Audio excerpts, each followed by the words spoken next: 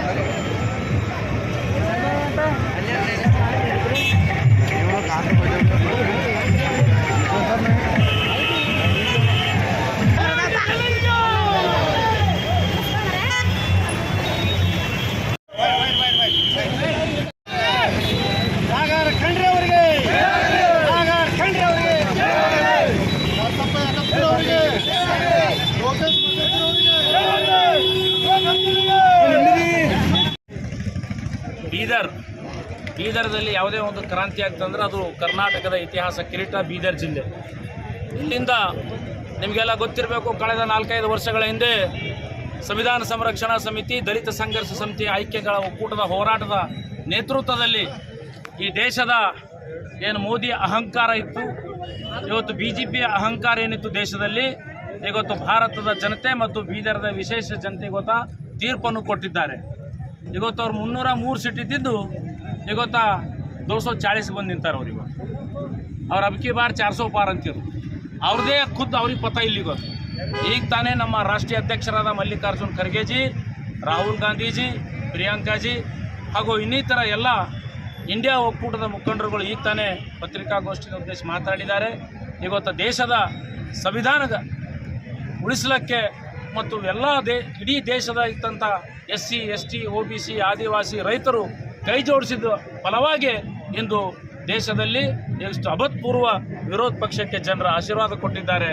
ಅದರಂತೆ ಬೀದರ್ದಲ್ಲಿ ಇವತ್ತು ಸಾಗರ್ಜಿ ಖಂಡ್ರೆ ಅವರು ಇವತ್ತು 1 ಲಕ್ಷ ಮೇಲ್ಪಟ್ಟು ಇವತ್ತು ಗೆಲುವನ್ನು ಇಲ್ಲಿ ಸಾಧಿಸಿ ಇಂಥ ಒಂದು ಚಿಕ್ಕ ವಯಸ್ಸಿನಲ್ಲೇ ಇವತ್ತು ಬೀದರ್ದ ಧ್ವನಿಯಾಗಿ ಇವತ್ತು ಪಾರ್ಲಿಮೆಂಟಿಗೆ ಹೋಗ್ತಾ ಇದ್ದಾರೆ. ಇದು ಜನರ ಗೆಲುವು, ಇದು ಸಂವಿಧಾನದ ಗೆಲುವು ಅಂತ ನಾನು ಈ ಸಂದರ್ಭದಲ್ಲಿ ಹೇಳುತ್ತೇನೆ. ಅದರ ಜೊತೆಯಲ್ಲಿ ಸಂವಿಧಾನದ ಗೆಲುವಿಗೆ ಶ್ರಮ ಪಡ್ತಕ್ಕಂತಹ ಎಲ್ಲ ಬೀದರ್ ಜಿಲ್ಲೆಯ ವಿವಿಧ ದಲಿತ ಸಂಘಟನೆಗಳ ಎಲ್ಲ ಪ್ರಮುಖರುಗಳಿಗೆ ನಾನು ಅಭಿನಂದಿಸ್ತೇನೆ. ಹಾಗೂ ಎಲ್ಲ ಪ್ರಗತಿಪರ ಸಂಘಟನೆ ಹೋರಾಟಗಾರರಿಗೆ, ಪ್ರಮುಖರಿಗೆ ಮತ್ತು ವಿಚಾರವಂತರಿಗೆ ಈ ಒಂದು ಗೆಲುವನ್ನು ಸಲ್ಲುತ್ತದೆ ಅಂತ ಹೇಳಿ. ಮ್ಯಾಜಿಕ್ ನಂಬರ್ ಕುರಿತು ಏನಾಗಬೇಡ, ಮ್ಯಾಜಿಕ್ ನಂಬರ್ ಕುರಿತು ಅವರಿಗೂ ಬಂದಿಲ್ಲ. ದೇಶದಲ್ಲಿ ಯಾವುದೇ ಒಂದು ಪಕ್ಷಕ್ಕೆ ಈ ದೇಶದ ಜನರು ಸ್ಪಷ್ಟ ಬಹುಮತ ನೀಡಿಲ್ಲ. ಹಾಗಾಗಿ ಏನು ಮೋದಿ ಅವರು ಹೇಳ್ತಾ ಇದ್ದರು, ಅವ್ರ ಗರ್ವಭಂಗ ಆಗಿದೆ. ಹೀಗಾಗಿ ಮೋದಿಯವರಿಗೆ ಪ್ರಧಾನಮಂತ್ರಿ ಆಗಲಿಕ್ಕೆ ಯಾವುದೇ ಅರ್ಹತೆ ಇಲ್ಲ. ಅದಕ್ಕಾಗಿ ಇವತ್ತು ಇಂಡಿಯಾ ಒಕ್ಕೂಟ ನಮ್ಮದೇನು ಕೂಟ ಇದೆ, ಅದನ್ನು ನಾಳೆ ಸಭೆ ಆಗ್ತಾ ಇದೆ. ಇಂಡಿಯಾ ಕೂಟದ ಸಭೆ ಆಗಿ ಅಲ್ಲಿ ಪ್ರಧಾನಮಂತ್ರಿ ಕ್ಯಾಂಡಿಡೇಟ್ ಆಗಲಿ, ಸರ್ಕಾರ ರಚನೆ ಮಾಡ್ತಕ್ಕಂಥದ್ದು ಅಲ್ಲಿ ನಮ್ಮ ರಾಷ್ಟ್ರೀಯ ನಾಯಕರು ಅದ ಮಹತ್ವದ ನಿರ್ಣಯ ಕೈಗೊಳ್ತಾರೆ. ನಮ್ಮ ಬೀದರದ ಗೆಲುವು ಇವತ್ತು ಇಲ್ಲಿ ಬಸವ, ಬುದ್ಧ, ಅಂಬೇಡ್ಕರ್, ಶಾಹು, ಫುಲೆ ಅನುಯಾಯಿಗಳ ಗೆಲುವು ಅಂತ ನಾನು ಈ ಸಂದರ್ಭದಲ್ಲಿ ಹೇಳ್ತೇನೆ.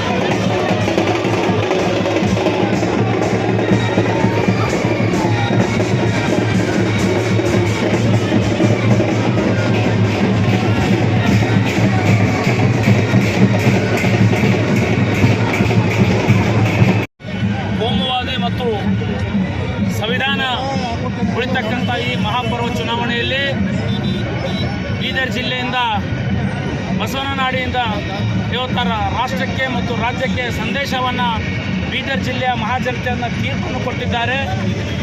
ಇವತ್ತು ದಲಿತ ಸಂಘಟನೆಗಳ ಐಕ್ಯ ಹೋರಾಟ ಸಮಿತಿ, ಸಂವಿಧಾನ ಸಂರಕ್ಷಣಾ ಸಮಿತಿ ಹಾಗೂ ವಿವಿಧ ಪ್ರಗತಿಪರರ ಒಂದು ಕೈ ಜೋಡಿಸಿದ ಪರವಾಗಿ ಇವತ್ತು ಸಂವಿಧಾನದ ಆಶೆಯಂತೆ ಇವತ್ತು ಬೀದರ್ನಲ್ಲಿ ಕಾಂಗ್ರೆಸ್ಸಿನ ಅಭ್ಯರ್ಥಿಯಾದಂಥ ಶ್ರೀ ಸೋದರ ಸಾಗರ್ ಖಂಡ್ರೆ ಅಭೂತಪೂರ್ವ ವಿಜಯವನ್ನು ಇವತ್ತು ಜನತೆ ಕೊಟ್ಟಿದೆ. ಇದಕ್ಕೆಲ್ಲ ಈ ದೇಶದ ಮತ್ತು ಬುದ್ಧ, ಬಸವ, ಅಂಬೇಡ್ಕರ್ ಅನುಯಾಯಿಗಳಾದಂಥವರಿಗೆ ಈ ಗೆಲುವನ್ನು ಸಲ್ಲುತ್ತದೆ.